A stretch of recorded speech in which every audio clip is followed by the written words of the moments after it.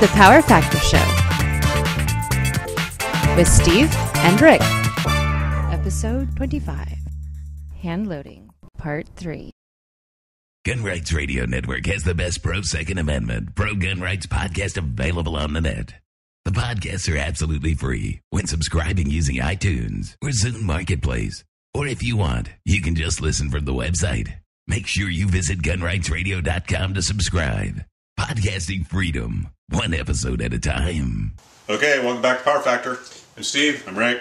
So today we're going to talk about testing your ammunition out. And the easiest way and most common way to test ammunition out is using a chronograph. One of the reasons you have to chronograph is because if you're using printed load data, you can't trust that the velocity from that load data will be exactly what you're looking for in your gun. It has to do with both test procedures. Sometimes the barrel isn't an actual gun barrel, it's a special pressure barrel.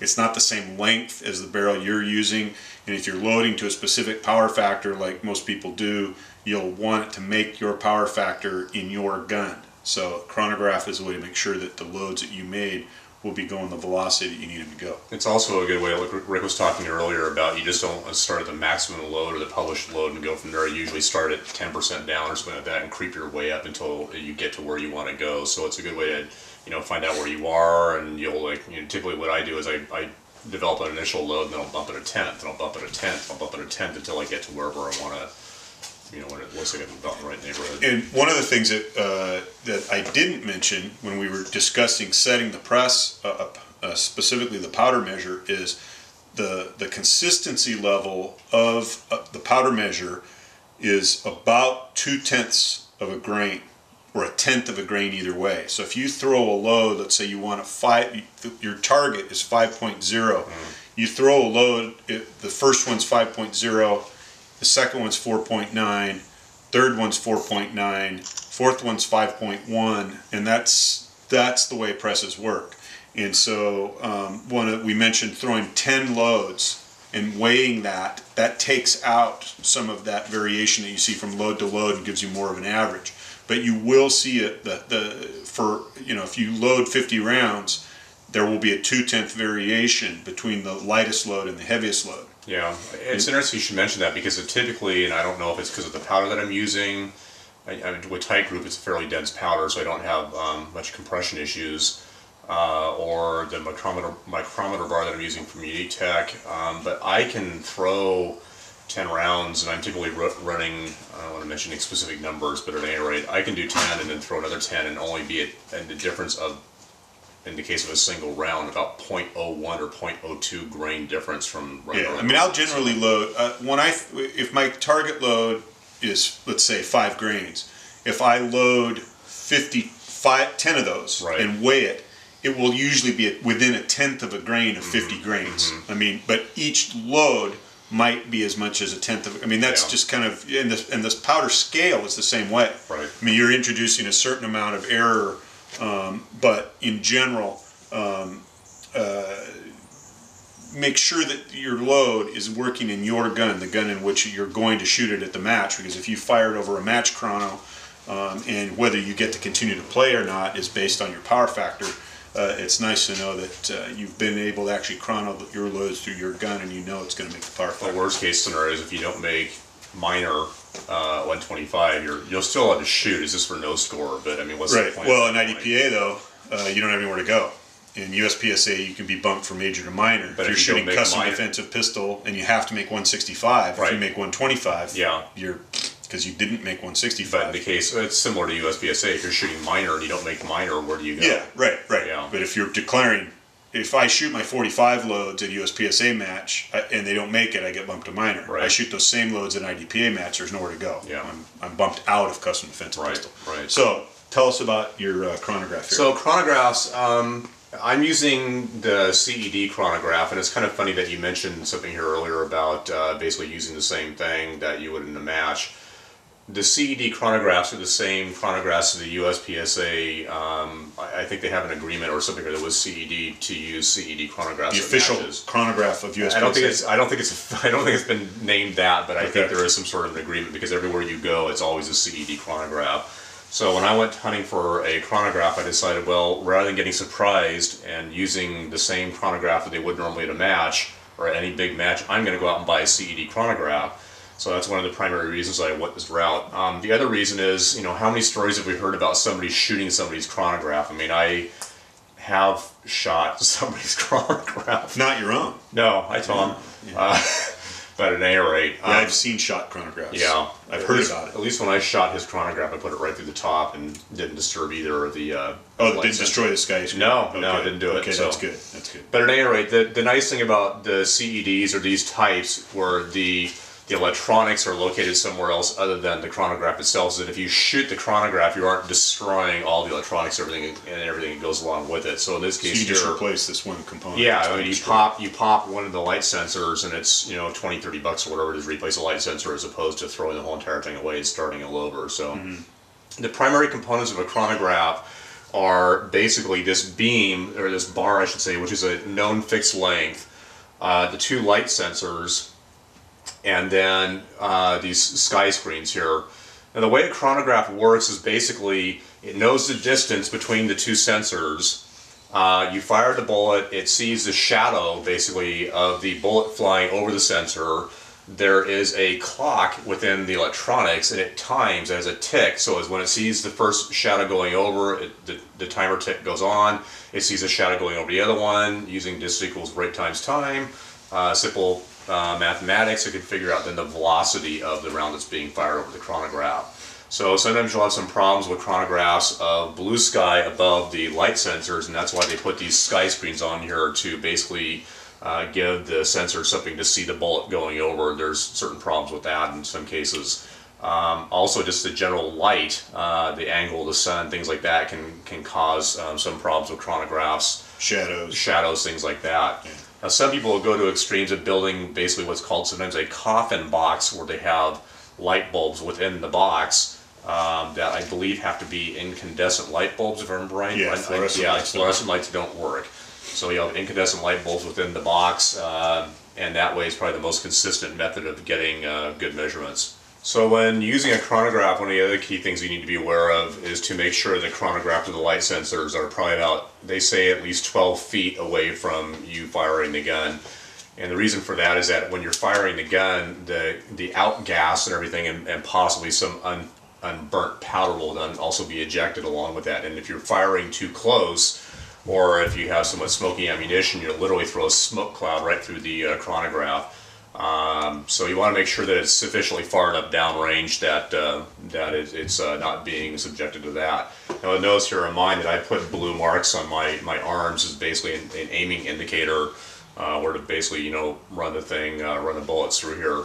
I have this on a tripod, and the tripod has the ability to tilt the head left, right, up, down, so on and so forth. There's been times where I've actually been able to really make use of that late in the day where the sun is pretty low. I can take the whole entire chronograph, tilt it at a hard angle, and then fire it around through it somewhat sideways, but it literally turns it into a situation where I can't get any reading to where I'm getting good reading. So the last time I chronoed, actually, I do not have these diffusers for my chronograph, and I had it set up in a wooded area, and I wasn't getting any reading at all.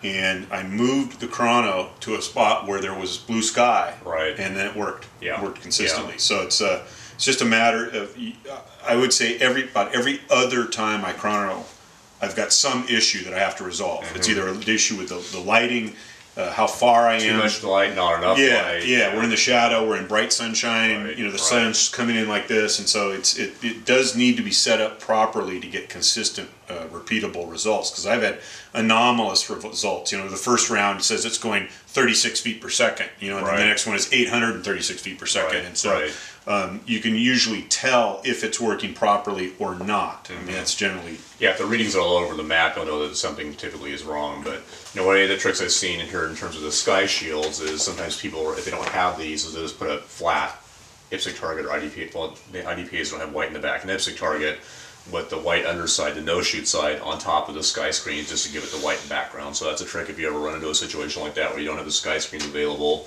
Just take something and put it on top there, like one of the IPSC targets, and do something of that nature. So that won't help if Steve shot it, but just in general it'll work. Right. So the other half of this is the electronics, and in case of the CED, one of the things I really like with this is that it will record up to, I think, about 250 rounds that have been fired in groups, and then you can take that data and download it using a RS-232 serial port connector to your PC, and then you can capture the data that way. So I've got lots and lots of load data that I've fired that I can go back and look at, and typically what I'll do is I'll tag that file or that data with the charge that I was doing, the bullet weight exactly that I was doing, what powder it was doing, and I can see literally every single round that's fired there of a nice record that I have. The other thing that's nice here about the CEDs though is there is some built-in mathematics that it'll do for you. So as an example here, my last range session that I went out and did some ammo testing for the double tap championship that we're coming up and shooting to make sure that I'm running some good ammunition there. I have data recorded here. So when I was out at the range, I'm cycling through here, I fired 14 rounds. My average was 962 feet per second. You can plug in your bullet weight, which in my case is roughly 178 grains, and it will tell me that my power factor, it does the math automatically for you, of 171.2. So it's a nice little feature here. You don't have to pull out your calculator or do anything like that. You've got all the data built in. Yeah. But it'll also tell you basically what your standard deviation is. Your standard deviation, bell curve, 1 sigma, all that stuff. Guys who've been to statistics will understand what this is all about, and I'm not going to go into it again, but I'm getting a standard deviation here of 12, which is pretty low. It tells me what my high velocity is, my low velocity is, my extreme spread, everything. So it tells you pretty much everything that you need to know here in terms of your bullet performance and everything like that. Again, you can store it, pull the data out, send it to your buddies, everything like that. So. Through your phone? Not yet. Yeah, okay. I'm working on that part. Okay. Yeah, right. So I write my stuff down. I go to the range, I've got a log, it's like a book, which has a cover and pages in it.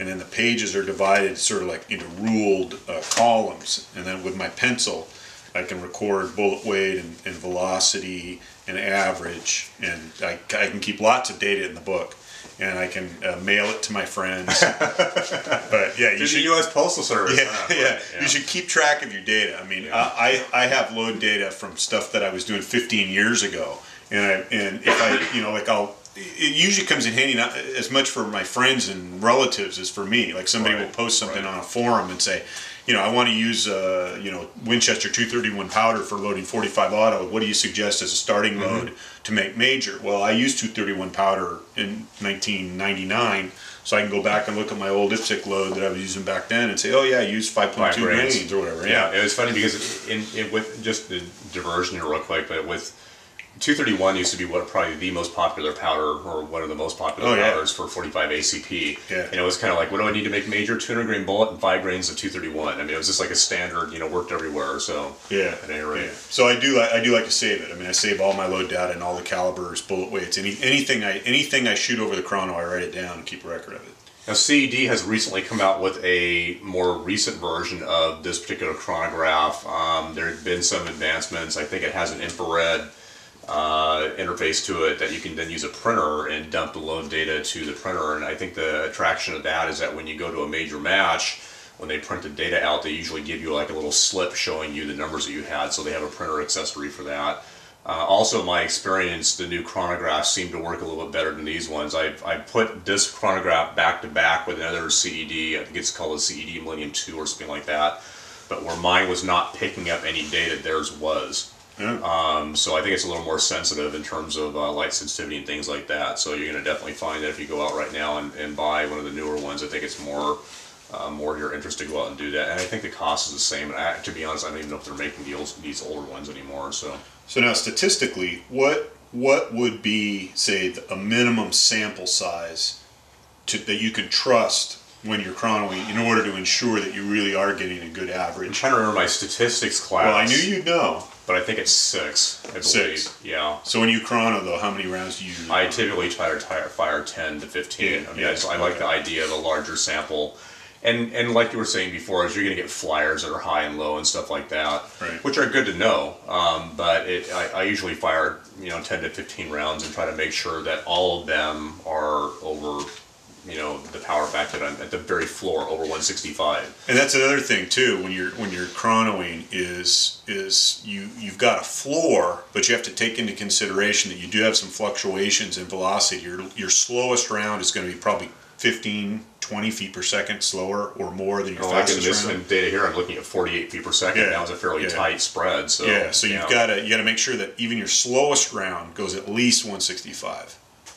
Okay, so one of the things that Rick was talking about in terms of chronograph procedure at a match, typically what they do is they end up pulling 8 rounds and then firing 3. So you definitely need to make sure that when you're testing your loads out that all of your ammo is above the floor, because worst case scenario is that they just happen to grab your 3 that are the very low ones, and all of a sudden you're stuck with that. However, assuming those 3 fail, the procedure then says that you start firing 3 more and so on and so forth. But still, it's just a good idea to not try to skirt the very edge of the power factor, and usually when I'm loading, I try to give myself a little bit of a margin, so I'm typically loading around 169 to 170, give or take. Obviously, the closer you get to the power factor number, the floor, the less recoil you're going to experience, but also the more chances you're really dancing with the devil. I mean, if the temperature fluctuation goes up or down, you don't know which way your powder goes in terms of positive or negative coefficients, you may get a big surprise. So usually giving yourself a little bit of a margin is a good thing when you go to a match.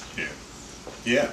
I try to load for major 170, and if I get 169 or something, that's okay. For minor 130. Although some guns, they run better if you don't go right down to the bottom. I know there's some 9mm and 40s. If you're going to shoot minor, the guns will run better if you're running them at say 135 or 140. They'll run more consistently. They can get pretty sluggish if you're running at really low velocities. So don't just think of it in terms of power factor, but make sure the gun actually runs consistently for you.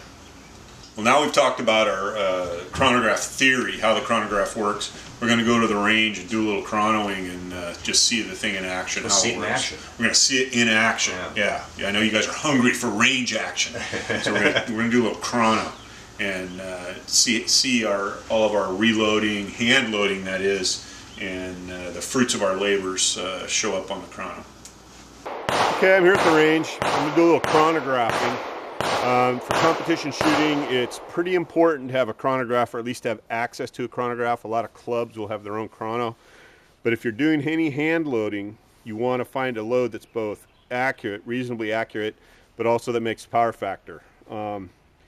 In the major power factor divisions, where you get the scoring benefit of major power, and by that I mean limited, open, limited 10, and in IDPA, custom defensive pistol, and also the revolver divisions, you're probably going to be able to load down to get to the power factor that you want. So factory hardball ammo, 230 grain bullet at 850 feet per second in 45 auto is kind of needlessly powerful.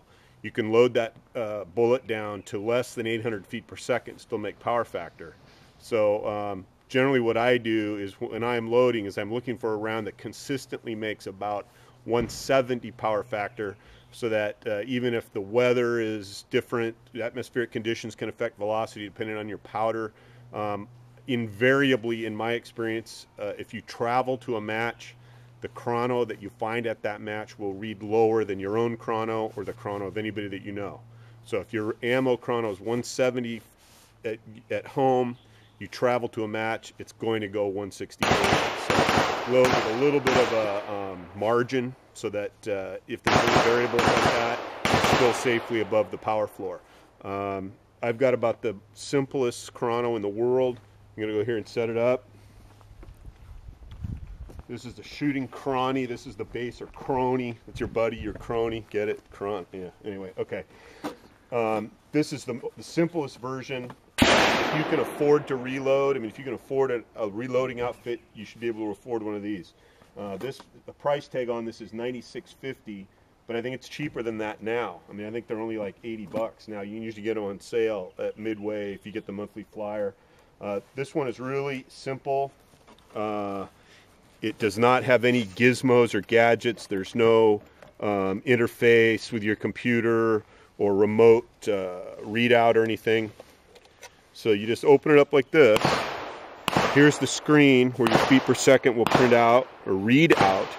And so it doesn't save your shots. There's some very sophisticated chronographs that will do all kinds of stuff. Average your shot velocities, tell you your power factor after you plug in the bullet, weight. This is very simple. All it does is give you the velocity, powered by a 9-volt battery. You can carry it around with you wherever you go. I do not have my sky screens here today, depending on lighting conditions. If it's bright sunlight or a lot of shadows, you need the sunscreens to kind of normalize the light input. You don't want glare or bright or dark areas, since we have pretty just, kind of constant overcast here. I shouldn't really need them. I put these metal rods would normally hold the sky screens in place. They're kind of a translucent plastic band that goes across here over the sky screens to give you kind of a diffuse light. I use them just as an aiming reference. I have seen sky screens shot before. I don't want to do that, so I'll just use this area right between these uprights as my aiming point on the berm. So this is an interesting gun. This is a Sig P220 St. It's a full stainless version of the Sig 220, which is normally has an aluminum frame. And this is a somewhat exotic gun to begin with, but this one has been worked over by Gray Guns. My understanding is it's got some hundreds and hundreds of dollars of upgrades on it. Magwell that's been fabricated, welded on and blended, welded on beaver tail, internal smoothing, lightening of the trigger action. Seems to be about 8 pounds, double action. Looks like Dawson fiber optic front sight, and just, I guess, about as trick as a Sig can be. It's pretty cool. I'm not a big fan of the traditional double action, so-called double action, single action, where you've got your double action first shot and then recocked by the slide on each subsequent shot. That's the traditional double action. But it's a pretty cool gun with a light rail, nice and heavy, should be pretty easy to shoot. I'm going to put a few rounds through it, and then we'll run it over the chrono, see how it goes. You want to be about 10 feet, at least 10 feet from the sky screens. You don't want to get way back, but you can have issues with like a shock wave actually preceding the bullet and messing up the chrono reading. So I'm just going to pace off about 10 feet from the front sky screen here, and then give it another foot or two. So this should actually probably be about 12 feet, but we'll see if it goes.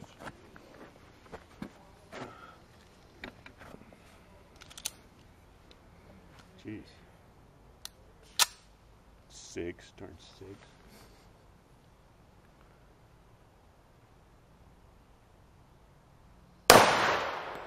There we go. So if this is a 230 grain bullet, 684 feet per second, that's pretty slow. It's nowhere near major. I think you got to go 768 or something like that to make major.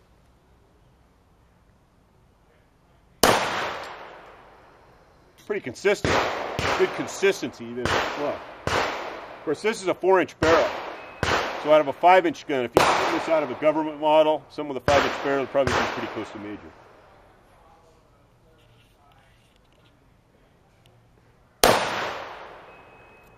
Pretty good, pretty good. Over 100 feet per second, or about 100 feet per second slower than the last one. It's weak, you could tell. So that little lack of consistency creeping in there.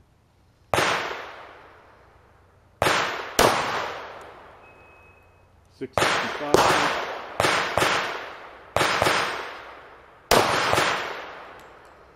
$720. So other than a couple of them that were kind of anomalous, they were pretty close. 770, 780 in that range. You want them all fairly close to your average. And that's another calculation, standard deviation, that tells you how close to your average the rounds are falling. And I rather than do the math, I have what I call my poor man standard deviation, in which case I just total the number of rounds in a string that are within 10 feet per second of the average. And so if I shoot a 10-shot string and 5 or 6 of them are within 10 feet per second of the average, that's a pretty consistent load. And that's what you want, especially if you're getting down near the power floor. if you're loading to 168 feet per second for major, if your velocity between your high and your low is, is 30 or 40 feet per second, you could conceivably go to chrono. Somebody pulls out mostly low rounds, and you're not going to make it. So if you're going to load down close to the power floor, you've really got to have a load that doesn't vary too much from the average. Otherwise, you could be in trouble when you get to the chrono at a major match. But anyway, that's how the chrono works. If you've got a more advanced chrono, well, like I said, it will calculate averages and stuff for you. For this, I'll just write it down, bring a calculator with me, calculate the averages. I'm going to do a little more load development stuff here a little bit later. Maybe we'll get some of that on video too. So what do you suppose the power factor this is, Rick? I don't know. 250 pounds, accelerated from 30,000 feet. About a bazillion? Yeah, it's good. Yeah. Good power factor. That'll make it dent. Right. That'll blow your old target rated bits. Yeah.